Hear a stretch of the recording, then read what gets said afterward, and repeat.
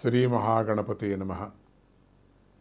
ನಾವು ಇದುವರೆಗೂ ಮಾತಾಡ್ಕೊಂಡ ಹಾಗೆ ಸೂರ್ಯನ ಗುರುತ್ವ ವಿಚಾರದಲ್ಲಿ ನಾವು ಹೋಗೋಣ. ಇವತ್ತು ಸ್ವಾಮಿಗೆ ಸ್ವಲ್ಪ ಕಾಲ ಕಳೆದ ಮೇಲೆ ಅಂಜನಾದೇವಿ ಹನುಮಂತನನ್ನು ಕರೆದುಕೊಂಡು ಸೂರ್ಯನ ಹತ್ತಿರ ಹೋಗಿ ವಿಶೇಷವಾಗಿ ವಿದ್ಯಾಭ್ಯಾಸ ಏನಂದ್ರೆ ವಿಶೇಷ ವಿದ್ಯಾಭ್ಯಾಸ ಅಂದರೆ ಹೈಯರ್ ಎಜುಕೇಷನ್ ಅಂತೀವಲ್ಲ, ಅದು ವರಗಳಿಂದ ಸರ್ವ ವೇದಾಂತ ಪಂಡಿತನಾಗಿ ಬಿಟ್ಟಿದ್ದಾನೆ. ಆದರೆ ಗುರು ಒಬ್ಬ ಬಿರಬೇಕು ಅನ್ನೋದಕ್ಕೊಂದು ಸಾಕ್ಷಿ ನೋಡಿ. ಇಲ್ಲಿ ಎಲ್ಲ ದೇವತೆಗಳು ಗುರು ಇದ್ದಾರೆ. ಗುರು ಇಲ್ಲದೆ ಎటువంటి ವಿದ್ಯೆ ಲೇದು ಅಂತ ಹೇಳಿದರು ತ್ಯಾಗರಾಜು. ಗುರುವೇ ಬೇಕು ಅಂತ ಹೇಳಿದರು. ಎಂಥದ್ದು ವಿದ್ಯೆಗೆ, ಒಂದು ಸಣ್ಣ ಮೆಕ್ಯಾನಿಕ್ಗೆ, ಒಂದು ಸಣ್ಣ ಡ್ರೈವಿಂಗಿಗೆ, ಸಣ್ಣ ಗಾರೆ ಕೆಲಸಕ್ಕೂ ಕೂಡ ಗುರುವಿಲ್ಲದೆ ಇಲ್ಲ. ಯಾರೊಬ್ಬರು ಹೇಳ್ಕೊಡ್ಲೇಬೇಕು. ಆ ವಿದ್ಯಾಗುರು ಅಂತ ಹೇಳ್ತೀವಿ.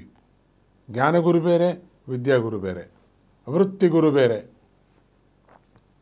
ಹಾಗೆ ನೀನು ಮಗು ಆಗಿದ್ದಾಗಲೇ ಸೂರ್ಯಮಂಡಲದವರೆಗೂ ಎಗಿರ್ತಕ್ಕಂಥ ಮೇಲಕ್ಕೆ ಹೋಗಿರ್ತಕ್ಕಂಥವನು ನೀನು. ಆದ್ದರಿಂದ ನಿನಗೆ ಸೂರ್ಯನ ಹತ್ತಿರ ಹೋಗುವಷ್ಟು ಶಕ್ತಿ ಇದೆ ನಿನಗೆ. ನೀನು ಜ್ಞಾಪಿಸಿಕೊಂಡು ಹೊಗಳ್ತಾಳಂತೆ. ಸೂರ್ಯನ ಹತ್ತಿರವರೆಗೂ ನೀನು ಎಗರ್ಬೋದು, ನೀನು ಹೋಗು. ಯಾರೊಬ್ಬರು ಹೊಗಳಬೇಕಾಗ ಅವನಿಗೆ ಶಕ್ತಿ ಗೊತ್ತಾಗುತ್ತೆ, ಅವನ ಶಕ್ತಿ ಅವನಿಗೆ ಅರ್ಥ ಆಗುತ್ತೆ. ಆಗ ಆಂಜನೇಯನಿಗೆ ತನ್ನ ಶಕ್ತಿ ಜ್ಞಾಪಕಕ್ಕೆ ಬಂತು. ಕೂಡಲೇ ಏನು ಮಾಡ್ತಾನೆ, ಸೂರ್ಯನ ಹತ್ತಿರಕ್ಕೆ ಹಾರು ಹೋಗ್ಬಿಟ್ಟು ನನಗೆ ವಿದ್ಯೆ ಕಲಿಸಿಕೊಡು ಅಂತ ಕೇಳ್ಕೊಳ್ತಾನೆ. ಹಿಂದೆ ಸೂರ್ಯನೇ ಇವನಿಗೆ ಸಕಲ ವಿದ್ಯೆಗಳು ಬರ್ತವೆ ಅಂಥೇಳಿ ವರವನ್ನು ಕೊಟ್ಟದ್ರಿಂದ ಈಗ ಆಂಜನೇಯನ ಕೋರಿಕೆಯನ್ನು ಮನ್ನಿಸಲೇಬೇಕಾಯಿತು. ಮೊದಲು ವರ ಕೊಟ್ಟದವನೇ ತಾನೆ ಸೂರ್ಯ, ಎಲ್ಲ ವಿದ್ಯೆಗಳು ಇವನಿಗೆ ಬರಲಿ ಅಂತ. ಅದಕ್ಕಾಗಿ ಆ ವಿದ್ಯೆಗಳನ್ನು ಮತ್ತೆ ವಾಪಸ್ಸು ಕೊಡಬೇಕು ತಾನೆ, ಅಂದರೆ ಅದನ್ನು ಜ್ಞಾಪಿಸ್ಬೇಕು ತಾನೆ ಸೂರ್ಯ. ಅವನ ಕರ್ತವ್ಯ ತಾನೆ. ವರ ಮೊದಲು ಕೊಟ್ಟದವನೇ ತಾನೆ. ಅದರಿಂದ ಸೂರ್ಯನ ಹತ್ರ ಎಗರ್ಕೊಂಡು ಬಂದ. ಆಗಲೇ ಹೋಗಿ ಅವನನ್ನೇ ನುಂಗು ಕೊಟ್ಟೋಗ್ಬಿಟ್ಟಿದ್ನಲ್ಲ. ಅದೆಲ್ಲ ಕಥೆಯನ್ನು ನಾವು ಜ್ಞಾಪಿಸ್ಕೊಂಡ್ರೆ ಒಂದು ವಿಶೇಷವಾದಂತಹ, ವಿಚಿತ್ರವಾದಂತಹ, ರಹಸ್ಯವಾದಂತಹ ಕಥೆ ಅದೆಲ್ಲ. ಆದರೂ ಶಿಷ್ಯನನ್ನು ಪರೀಕ್ಷೆ ಮಾಡಬೇಕು ಅನ್ನಿಸ್ತಂತೆ ಸೂರ್ಯನಿಗೆ. ಆಗ ಆಂಜನೇಯನಿಗೆ ಹೇಳ್ತಾನೆ, ನೋಡಪ್ಪ, ನಾನು ಯಾವಾಗಲೂ ತಿರುಗ್ತಾ ಇರ್ತೀನಿ, ಒಂದು ಕಡೆ ಇರೋದಿಲ್ಲ ನಾನು. ಇದು ನನ್ನ ಉದ್ಯೋಗ. ಇದು ಆದ್ದರಿಂದ ನನ್ನ ನೆಚ್ಚಿಕೊಂಡ್ರೆ ನಿನಗೆ ಸರಿಯಾಗಿ ವಿದ್ಯೆ ಬರುವುದಿಲ್ಲ. ಒಂದು ಕಡೆ ಕೂತ್ಕೊಂಡು ನಿನಗೆ ಬೋಧನೆ ಮಾಡೋದಿಲ್ಲ. ಈ ಮಾತನ್ನು ಕೇಳಿದ ಹನುಮಂತ ಸೂರ್ಯನ ರಥಕ್ಕೆ ಅಡ್ಡ ಹಾಕಿ ನಿಂತುಬಿಟ್ಟನಂತೆ. ನನಗೆ ವಿದ್ಯೆ ಹೇಳಲೇಬೇಕು ನೀವು ಅಂತ. ಆಗ ಸೂರ್ಯದೇವ ಕಂಗಾಲಾದ. ಹಾಗೆ ಮಾಡಬಾರ್ದಪ್ಪ, ನನ್ನ ರಥ ನಿಂತು ಹೋದರೆ ಇಡೀ ಲೋಕಕ್ಕೆ ಅಪಾಯಪ್ಪ. ಅಂದರೆ ನನ್ನ ಚಲನೆ, ನನ್ನಲ್ಲಿ ಬರ್ತಕ್ಕಂತಹ ಆ ಪ್ರಭೆ ನಿಲ್ಲಬಾರ್ದಪ್ಪ. ರಥ ಅಂದರೆ ಪ್ರಭೆ ನಿಲ್ಲಬಾರ್ದು. ನನ್ನ ರಥ ಓಡುವಾಗ ಕಿವಿ ಸಿಡಿದು ಹೋಗುವಂತಹ ಶಬ್ದ ಬರ್ತದೆ.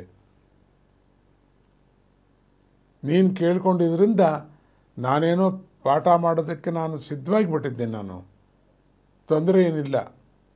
ಆದರೆ ನಾನು ಹೇಳ್ತಕ್ಕಂಥ ಪಾಠ ನಿನಗೆ ಕೇಳಿಸ್ಬೇಕಲ್ಲ. ಏನು ಮಾಡೋದು ನೀನೇ ಹೇಳು ಅಂದಂತೆ. ಯಾಕೆಂದರೆ ಅಂಥ ಶಬ್ದ ನನ್ನ ರಥದಿಂದ ಉಂಟಾಗುತ್ತೆ.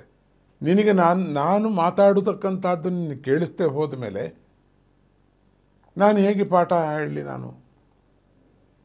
ಅದರಿಂದ ನನ್ನ ವಿದ್ಯಾರ್ಥಿಗೆ ರಥದಲ್ಲಿ ಕೂತ್ಕೋ ಅಂತ ಮಾತ್ರ ನಾನು ಹೇಳೋಕ್ಕಾಗಲ್ಲ. ಒಂದೇ ಕುರ್ಜಿ ಮೇಲೆ ಕೂತ್ಕೋ, ಪರವಾಗಿಲ್ಲ, ಕೆಳಗೆ ಕೂತ್ಕೊಳ್ಳೋಕ್ಕಾಗಲ್ಲ.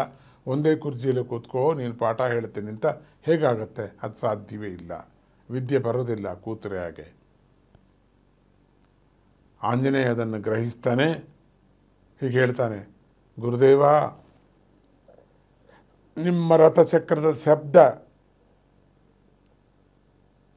ಹೊರಲೋಕಕ್ಕೆ ಹೋಗ್ತಾ ಇದೆ ವಿನಃ ನಿಮ್ಮ ರಥದೊಳಗೆ ಬರೋದಿಲ್ಲ. ನಾನು ಹೀಗೆ ನಿಮ್ಮ ಎದುರಿಗೆ ನಿಂತು ನನ್ನ ಕತ್ತನ್ನು ಉದ್ದ ಮಾಡಿಕೊಂಡು ನಿಮ್ಮ ರಥದೊಳಗೆ ನನ್ನ ತಲೆಯನ್ನು ತೂರಿಸ್ತಾ ಇದ್ದೀನಿ. ಸ್ವಾಮಿ ರಥದ ಒಳಗೆ, ನಿನ್ನ ಒಳಗೆ ಅಂದರೆ ನಿನ್ನ ಹತ್ತಿರದಲ್ಲಿ, ನಿನ್ನ ಮುಖದ ಒಳಗೆ ನಾನು ತೂರ್ಕೊಂಬಿಟ್ರೆ ಅಲ್ಲಿ ಶಬ್ದ ಇಲ್ಲ. ನಮ್ಮ ಶರೀರದಲ್ಲಿ ಅಗ್ನಿ ಒಳಗಡೆ ಜಠರಾಗ್ನಿ ಇದೆ. ಅದರೊಳಗೆ ಸೌಂಡ್ ಪ್ರೂಫ್ ಇದು ಶರೀರ ಪೂರ್ತಿ ಅನ್ನೋದು ಗೊತ್ತು ನಿಮಗೆಲ್ಲ. ಏನಾದ್ರು ಹೊರಗೆ ಹೊಟ್ಟೋಗಿಬಿಟ್ಟಿದ್ರೆ ಸೌಂಡು ಹೊರಗೆ ಬಂದಿದ್ರೆ ಏನು ನಾವೇನು ಇರುಕ್ಕಾಗ್ತಿತ್ತ ಶಬ್ದದಲ್ಲಿ ನಾವು ಪರಮಾತ್ಮನ ಒಂದು ಲೀಲೆ. ಹಾಗೆ ನಾವು ತಿಳ್ಕೋಣ ಈಗ. ಜೈ ಗುರುದತ್ತ, ಶ್ರೀ ಗುರುದತ್ತ.